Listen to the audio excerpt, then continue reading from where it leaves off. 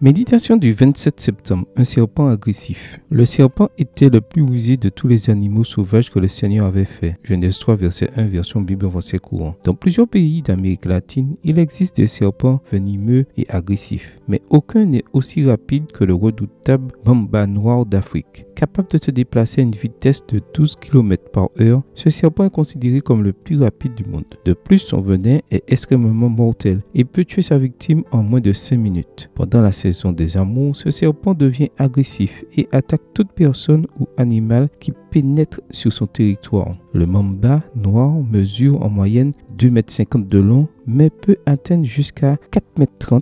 C'est sûr, c'est un adversaire redoutable. On raconte l'histoire d'un homme qui est sorti de chez lui, une orange dans la poche. Il marchait dans les sous-bois quand il a été surpris par l'attaque soudaine de mamba noir qui l'a mordu et lui a injecté son venin. Paniqué, l'homme a cru mourir en quelques minutes. Pourtant, il n'a ressenti aucun symptôme étrange. Soudain, il s'est rendu compte que le serpent avait mordu l'orange qu'il avait dans sa poche. Le soulagement qu'il a ressenti a été immense. Dans Genèse 3 est évoqué un autre serpent qui a utilisé un fruit pour injecter le poison du péché dans toute l'humanité. Satan a utilisé le serpent pour attirer l'attention d'Ève, afin de lui injecter le poison conceptuel qui l'a amené à désobéir à Dieu. Cependant, le serpent ancien appelé le diable et Satan, celui qui séduit toute la terre habitée, Apocalypse 12 verset 9, a été mortellement blessé quand Jésus est mort sur la croix pour fournir l'antidote nécessaire à la neutralisation du poison de la tromperie satanique. Malgré cela, le serpent blessé s'est transformé en un lion rugissant.